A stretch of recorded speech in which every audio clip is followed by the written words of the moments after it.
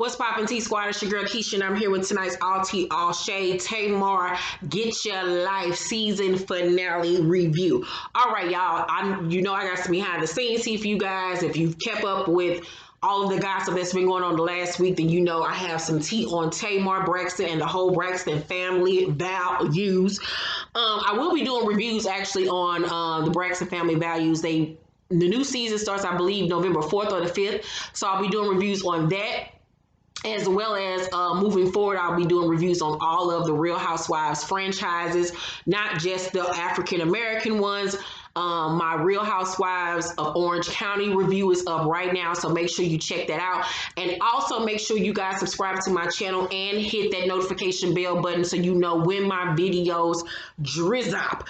All right, now on to my tea on Tamar. So this week, Tony the Braxton clapped back at David Osifo. No, I'm talking about David Osifo, child. That's Wendy Osifo. I don't know David last name, but David the African Bumbana.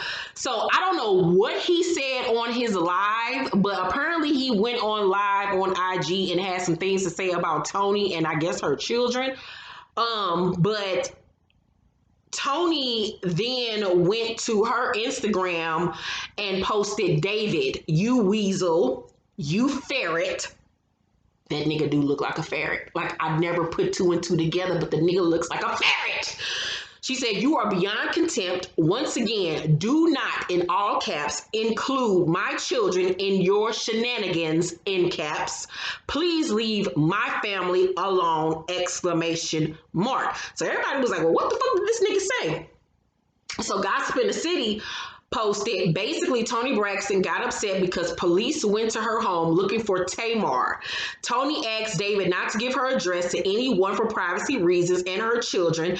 David told police not to bother Toni and that she was off limits, but police did what they wanted to do anyway. Police showed up at Toni's home with a legal notice, but Tamar was not there. Tamar is currently hiding at Vince's house. She said, "I have Toni Braxton's text messages to David and his text as well. David was respectful and made it clear to Toni that he would never invade her privacy for the sake of the children." And then she posted, "I'll post a text on the OnlyFans account once they approve me this week." Gossip in the City's OnlyFans has been approved. So if y'all want the tea, she's giving the tea over there. I think she said for only like $5 a month, it'll be like all old tea that she's already exposed on her dark room. And, tea that she don't really give a fuck about. But after that, Tawanda and Tawanda's fiance then took to their social media to say this. Agree or condone the way that he's handling the situation. It's even deeper than you guys can even imagine. So, y'all only know the surface of it. That's it. So for Toni to even say something and to post it on social media, because she never does anything like that. He's gone way too far. Yeah. And, like she said, you don't involve the children. We don't care what happens or how we may disagree or agree to disagree. You never involve the children. And David went over the line when it comes to that. So somebody said, "Drop David's address, please." I can't do that. But I would say, my words is that I believe that he's a loser boy. From the rooter to the tutor. And if I'm calling somebody a loser boy, I mean it. Yeah, she mean that. She mean that. Kika Nunu said Toni is private, so I knew it had to. So you already know Kika Nunu too? That ain't even her name. And listen, she's a friend of the family's, and I've known her forever. But you add letters and words. Kika Nunu too. Yeah, that's not even her name. That's what I thought. Guess what? Okay, so then after Toni and Tawanda's post, Tamar then came out of hiding with this post regarding the whole situation, and I will give my thoughts and opinion on this, on Tamar's post and tonight's episode at the very end of this review, because I got a lot of stuff to say. So here's what Tamar had to say. Okay, so today is a lot, and I just wanted to come on here and just clear some things up. I I really honestly appreciate my family, all of a sudden speaking up for me. I do appreciate that. And, it's expected when you're going through a breakup for families, to choose a side and have things to say. It's never positive. And I know nobody agrees with what, David said on his live. I don't agree with what he said, But I do feel compelled to say that it wasn't a terrible relationship. David was an amazing partner to me. He was an amazing stepdad to Logan. He wasn't a clout chaser. He wasn't trying to be on TV. He did everything on TV and showed up for me because I asked him to.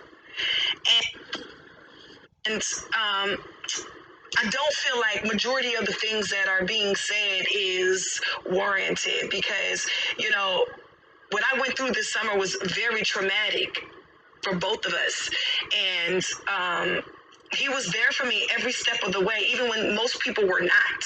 The people that I thought was going to show up did not show up. He showed up. And that's why I feel so compelled to say something now because, as much as I understand everybody dragging him through the mud and saying what they need to say because of what he said on his live, the other part is still present too. And this is not me trying to get back with David or we working things out because we're not. I haven't talked to him or seen him since August 30th. Just me on my journey. I just really want to do the right thing. And I'm sorry if I look ridiculous trying to do the right thing, but I just wanted to say that. And,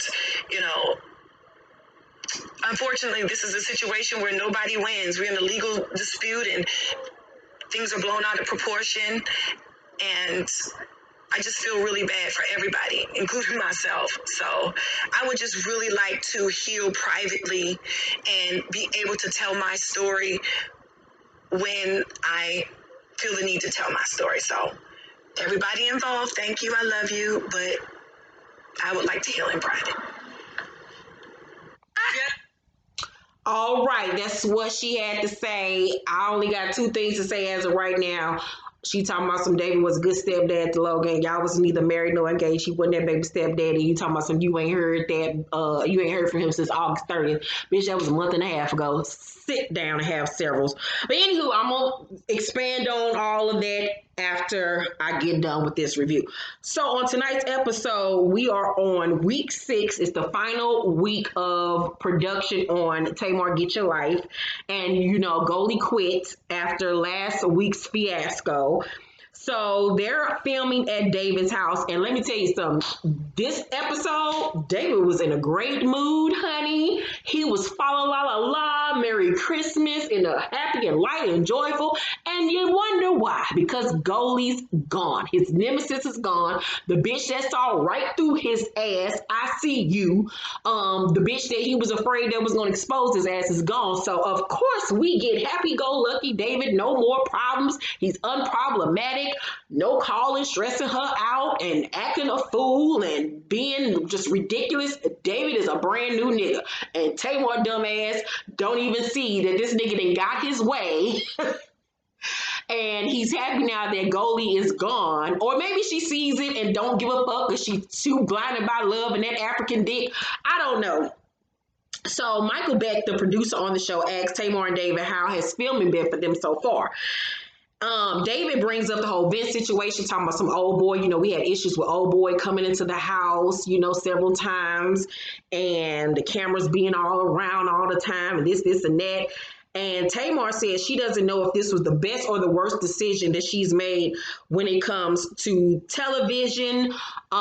She says that she doesn't know if she's going to regret doing the show. She feels like she's going to regret doing the show and everything. And I was just like, yeah, you feel like you're going to regret it because you already know everything that has transpired during these 6 weeks of filming, and it's going to look negative. So that's why she was already on the fence and preparing herself for the worst because she already knew what they had put out there. So she says that she wanted to show people that you can have a second chance and that you can win. She really wanted to show women that they can do and be whatever they wanted to be. But you really didn't show that. You showed you being stressed out by this nigga, you know what I'm saying, that looked like the predator. You showed yourself being late, not giving a fuck about other people's time. We saw you being very inconsiderate of other people around you. We saw you being just a wreck. Everything that you wanted to show, you did not show.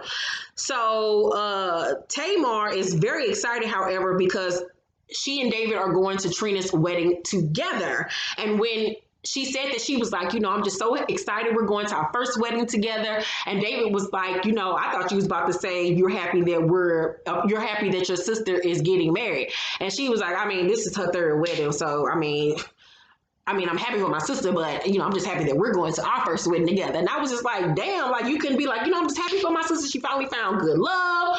It was just like brushing it off. Like, I'm just happy because me and you going to a wedding together. Like, what the fuck does that have to do with the price of tea and shine? Y'all going to a wedding together. Ooh, wee. You know that equates to you getting married to this nigga. Like, the fuck does that mean? And then I was like, she shading Trina about this being Trina's third wedding, when Sheridan hit me the game today, because I didn't even know that Tamar is on her second marriage. If her and David were to get married and she married somebody else, this would be her third marriage. I didn't even know that Tamar was married before Vince, but Tamar was married to a dude named Darrell D. Light Allenby from 2001 to 2003. Her and Vincent were married from 2008 to 2019. I had no idea that she was married before then. So I was like, you sitting up here talking about you want to be engaged and you want to be married to this is that, bitch, you about to be on your third wedding. So you can't talk about nobody.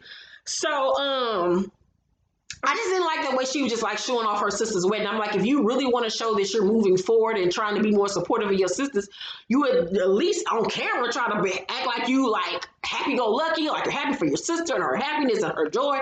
But it wasn't really anything of that. So we learned that her and David are going to Atlanta that weekend for the bachelorette parties. So we also learned this will be the first time the family will be together since her niece died of an accidental overdose.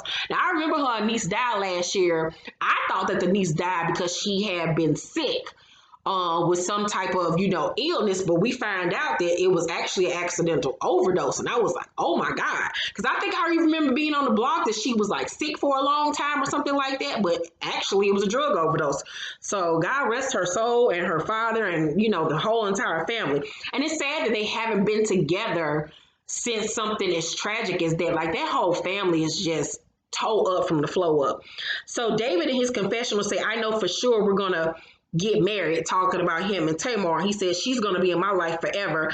I've seen her give to family members without wanting anything in return, and those same people, when she needed them, weren't around. Now, in that audio that I just played you see she shaded her sisters. The first thing she said was like, I'm happy that my sisters are finally trying to stick up for me, shade. And then she was saying, David was there for me even when other people weren't there for me, Do I believe what he said? Yeah, I do believe that Tamar has a giving spirit and a giving heart, that she does help people and they probably don't do the same for her, because I've experienced the same thing myself. But that still does not take away that Tamar has ways about her that are fucked up. That doesn't take away that. You can have a giving spirit and still be a fucked up ass individual. So Tamar asks David how he feels about the whole Goldie situation as they're sitting down having dinner. And we learned that she has not spoken to Goldie since she's quit. And I felt like that was fucked up. I really felt like you could have at least reached out to that woman to say, I'm sorry the way things ended. I appreciate everything that you did during your time of working with me. I'm sorry that you and David couldn't get along, but this is my man. However, whatever the case may be, I wish you the best. Thank you for everything. But the fact that you just let it end like that, didn't even reach out to her and to say anything, shows a lot about your character. And it was really fucked up to me, because that lady was nothing but nice and supportive of you and very praising of you, and she really wanted to help you. And it's just fucked up that you let Dick cloud your judgment to the point where you have burned another bridge. You burned the bridge with we. You burned the bridge with your sisters. You burned the bridge with the real with the real. You burned the bridge with Goldie. And then after this episode, I can pretty much fathom that you probably burned the bridge with Mona as well. So she says that she felt like it got to a point where she had to choose between Goldie and her man. And I don't really feel like it was a thing where Goldie put that on you. I feel like your man put that on you. And you need to acknowledge that. Goldie didn't put you in that predicament. That scared the shit out of me. Goldie didn't put you in that predicament. David put you in that predicament. He was the one stressing you out every episode. Goldie was just trying to get to the reason behind why things are so fucked up in your life. That nigga was the one calling you every 5 minutes, stressing you out about this bitch being a witch and filming and this, and that, and the third. So Tamar says, Tamar says to David, I totally understand your questioning as to, I need you to break this down about, Goldie and this whole witchcraft dream thing. Then she says, if this is what she does, she should have been able to articulate that, not bring it into the work that we're doing, because it had nothing to do with that. Ma'am, she explained to this nigga several times that what she does, how she does it. He didn't want to listen to that. So it's mighty funny to me now how your opinion of things have switched from, David, you're wrong. David, you're going about this the wrong way. David, I don't agree with you. David, this is not witchcraft. All of a sudden now Goldie needed to articulate herself better to David. And then since she was unable to do that, it's basically your fault. I find it mighty funny how now all of a sudden the narrative has changed that like Goldie was the problem. Tamar's so fucking gone in the head at this point. Like, girl, all right. So David says, the only weapon that I have in this dangerous world is prayer. We prayed and we kept praying. My mom came and joined us in prayer. Where is Goldie now? Prayer works. So basically he's trying to say that, we prayed about this situation. We asked God to basically remove her. If she wasn't no good, she gone. So I was right. Tamar sits there and smirks and laughs and says, ooh, shade kid. You don't even be trying to be funny, but that was shady. Now this nigga's funny. Now you all team David and girl, you ain't shit and David ain't shit and you two ain't shit ass niggas need to be together. Like, I was really hoping and praying that Tamar got it together, but she's, to me, even more lost than what she was before this damn show. Like, this show didn't help her at all. She's too far gone down the rabbit hole, child. Goldie, you should have quit episode 1. Like, that girl just, ooh, Jesus. So, Tamar says, I'm grateful you did ask the questions. But you was the same person saying this dream work stuff works and oh my God, and shouting and praying when, Goldie was making, what's the word I'm looking for? Connections to your dreams, to what's going on in your life, and dream work works. And now all of a sudden it's basically like, yeah, baby, you was right. Girl, get out of here. So Tamar is back from Atlanta from the Bachelorette party, and she and Patty Pie, because I don't remember their name, go to eat Mexican food. So she says that Tawana threw an awful Bachelorette party. And I was like, see, this is the problem with you. This is why your sisters and you can't get along. Not saying that she's the only problem, because Tawanda, Trina, Tony, and Tracy fucked up in the head too. They all got fucked up ass ways, and they get it from their goddamn mom and their daddy of theirs. But you don't add to the situation by going on live television and saying that Tawanda threw an awful Bachelorette party. Like, shady boots again. Then Tamar says, Patty Pie asked Tamar, what you think about the wedding? Like, how's everything going with the wedding? And Tamar says, all I know is, she said, the seat you gonna be in at the ceremony is the same seat you gonna be in at the reception. Patty Pie say, I don't know what that means. I know what that means. And Tamar says, what that mean? And then Patty Pie said, it's kind of cheap. And Tamar starts bugging up laughing, and she was like, he was like, no, I'm not trying to say it like that. I'm just trying to say that, you save money when you don't do a turnover. She's like, I did it at my wedding. First of all, the fact that you letting this nigga shade your sister and call her cheap, even if it's true or not, like, you're not adding to the situation by making it any better by laughing at your sister and calling her cheap, even though her hair looked a mess at that wedding. But we'll get on that when I do reviews on Braxton Family Values. Like, Trina looked a mess at her own wedding, but maybe this is her third one, she ain't give a fuck. But anywho, I just felt like that was petty. It was shady, and I would feel some type of way. You getting on TV clowning me about my damn wedding, and you supposed to be my sister? Like, the fuck? So then Patty Pie asks her, where is Goldie? And Tamar say, I don't know. I feel like the time we spent together was the time we spent together. Basically on some, it is what it is. It's over. I don't want to talk about it no more. Fuck it. And I was like, damn, bitch. Like, okay, David 2.0. Like, you just allowing this nigga to run rapid over your life. And you can't even blame, I don't even want to blame David at this point because you're a 43-year-old woman with a mind. And if you gonna let a nigga have mind control over you like that and dictate your life and have control over you and your mannerisms and your mouth and how you feel about situations and who you let in your life and who you let analyze your dreams, and that is all on you. That is all on you at this point because you was an old fool at this point. So whatever you getting from these niggas and the situations in your life is what you allow to happen in your life at this point. You can't even blame it on David. You got to look at yourself in the mirror. Look at the woman in the mirror. Looking at the man in the mirror. Oh, yeah. Like, you can only blame Tamar Epstein Braxton at this point. So Tamar then looks at Michael Beck and says, did you ask my friend to ask me that? And he was like, no, I didn't tell him to ask you that. Like, she don't even want nobody asking her about the Goldie situation. I feel like she didn't even want nobody asking her because she know that they handled it wrong. She handled that lady wrong. And I know that deep down inside, she misses Goldie. She hates the way things ended, but she chose her nigga over bettering herself. And she gonna have to live with that. So Michael Beck says that he feels like Tamar is shutting them out after how everything went down with the Goldie situation. And I 100% agree with that because she knew when they caught that damn fight between Goldie and David on audio, how it was going to make him look. And she was shut down. And I'm pretty sure that David was in her ear saying, I can't let this get out. This is going to make me look bad. I'm a businessman. I don't want it to look like, I was verbally or trying to physically abuse a woman, even though that's the energy you put out. And we saw how he was stressing her out this whole 6-week episode. So I'm pretty sure after that altercation, he was all up in her ear about, oh my God, I can't let this go down like that. So Tamar is scheduled to do one of her last interviews for the show. Tamar cancels hair and makeup, unprofessional as fuck. The crew then starts to pack up their equipment, but she decides to come last minute, but tells them that she has to leave at 7 p.m. She sits down to film at 6:48. Bitch, I would have told her, girl, go somewhere.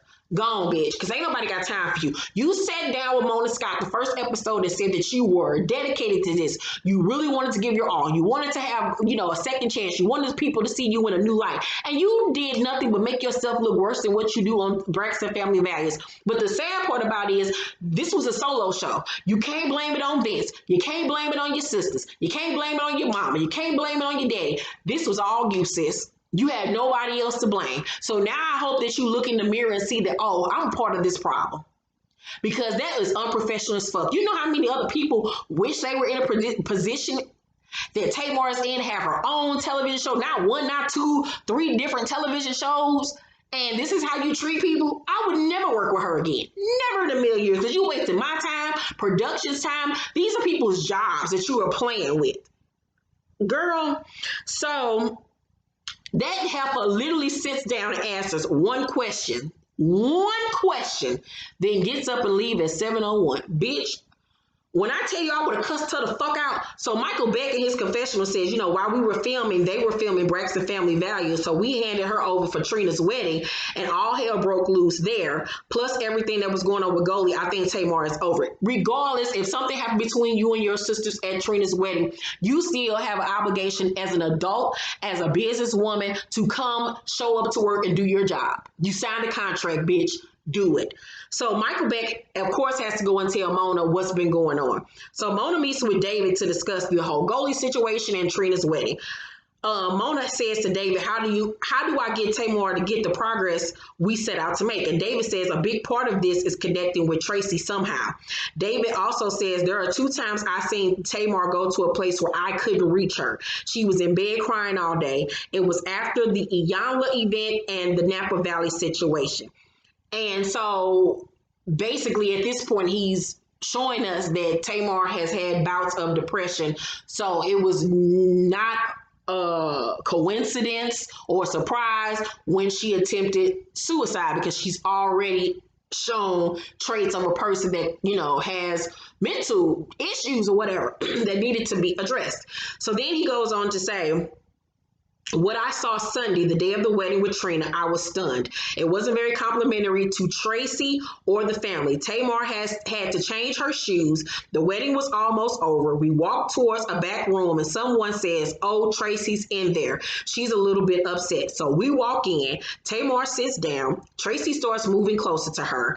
I figure it's a good time to have a conversation. I say, Tamar, talk to your sister. Tracy, shaking with anger, grabs Tamar's hair, grabs her hand. Then he takes Mona's hand and demonstrates that Tracy allegedly grabbed Tamar's hand like this and started bending it back.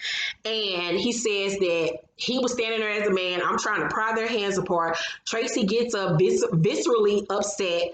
And he was like, I'm like, what in the hell is going on at your sister's wedding? Now, we're probably going to see this play out on Braxton Family Values. But my thing is, unless this bitch, and I mean this bitch by Tracy, just hold on to residual anger from the last time she saw her sister, which was damn near months or probably even a year before that, either she crazy or Tamar had to have said or done something that pissed her off. Never saying that it's okay to attack her sister, but it couldn't have just went down like that where she in a room shaking mad, Tamar come in and then she just attack her.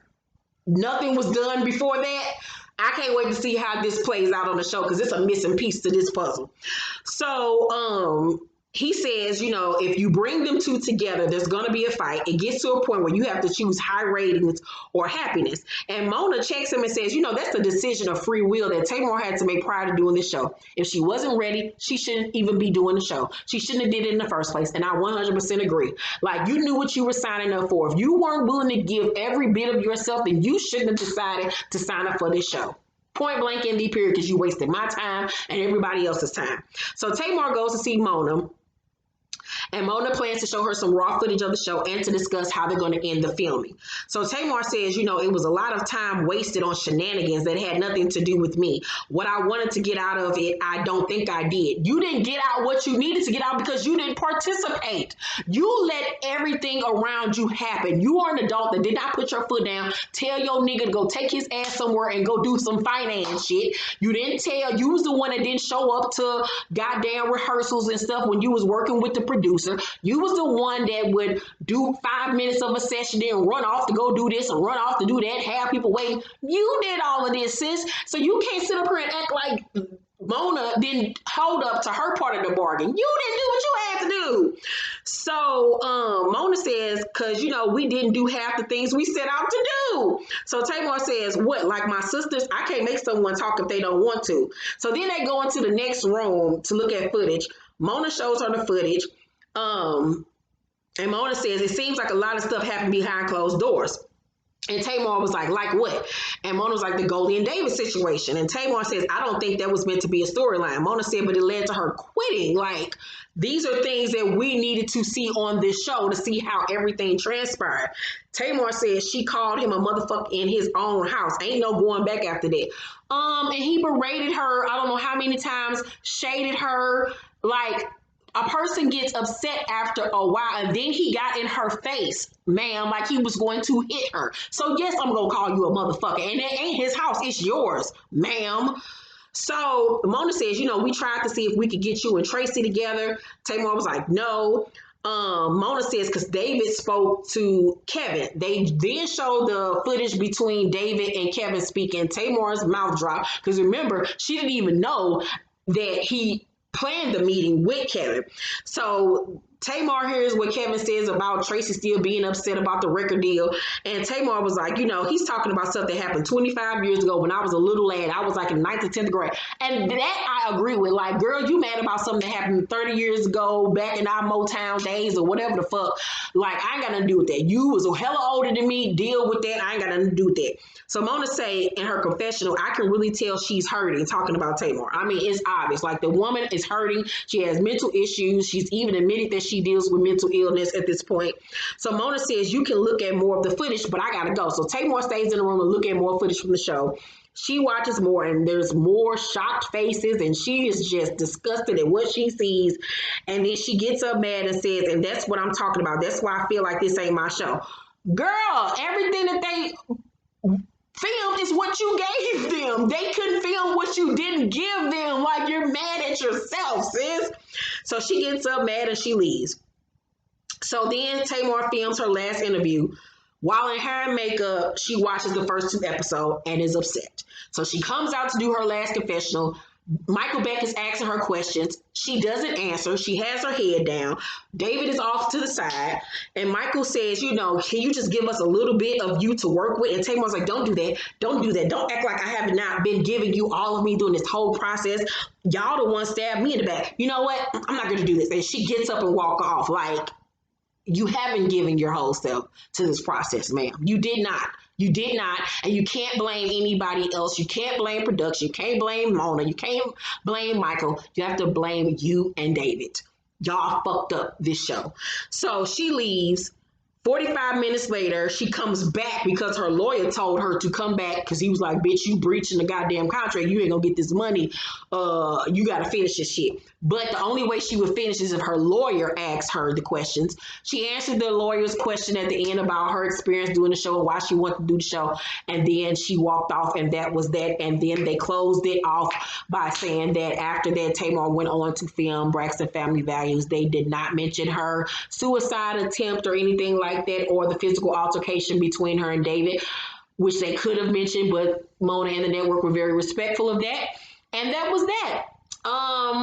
As far as my feelings on the way Tamar handled the show, what she just said recently about her sisters, I felt like the stuff that she said about her sisters was totally unnecessary. It didn't help anything. The fact that you got out here and publicly defended a man that you claim said he wanted to do a murder suicide with you in the car, kill you and kill himself, you're crazy. You got, girl, I don't know if you physically abused, mentally abused, but Tamar needs help. We know that she said that she was touched on or something as a kid or something like that. She's dealt with emotionally and physically abusive men. But the fact that you're getting out here and still defending this man, you still love him. You do want to still be with him. And like I said to Sheridan, they gonna dismiss this shit in court.